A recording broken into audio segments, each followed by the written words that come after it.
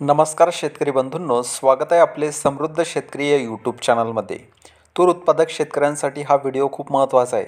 कारण या व्हिडिओमध्ये तुरीचे भाव केव्हा वाढणार, आणखी तुरीचे भाव पडणार का, आयात किती होणार, निर्यात किती होणार, सविस्तर माहिती आपण या व्हिडिओमध्ये बघणार आहोत. तरी हा व्हिडिओ आपण शेवटपर्यंत बघावा.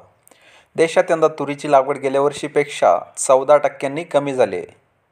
यंदा ही लागवड 46,50,000 हेक्टरवर तुरीचे पीक आहे.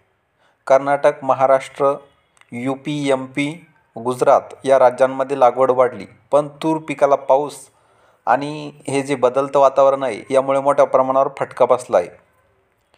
त्यामुळे लागवड वाढली तरी उत्पादनात मोठ्या वाढीची शक्यता दिसत नाही. सरकारने यंदा 35 लाख टन उत्पादन होईल असा अंदाज दिला आहे. मात्र लागवड जास्त असल्याने उत्पादन यापेक्षा जास्त होऊ शकते, असं उद्योग आणि बाजारातील तूर जाणकारांचे म्हणणे आहे.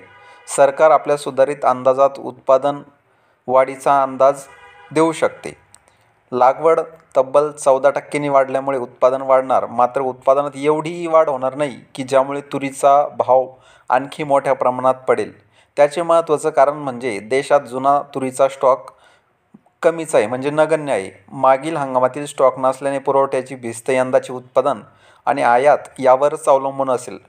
भारतात चालू वर्षी 8.5 ते 9 लाख टनांपर्यंत आयात होऊ शकते असा अंदाज आहे.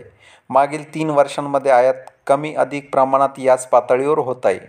आणि अशाच पद्धतीचा हा व्हिडिओ होता. तुरीचे भाव जास्तच खाली येणार नाही, तुरीला यावर्षी देखील भाव राहील, अशी माहिती आपल्याला या संपूर्ण व्हिडिओतून मिळते. हा व्हिडिओ जर तुम्हाला आवडला तर व्हिडिओला लाईक करा व चॅनलला सबस्क्राईब करा. धन्यवाद.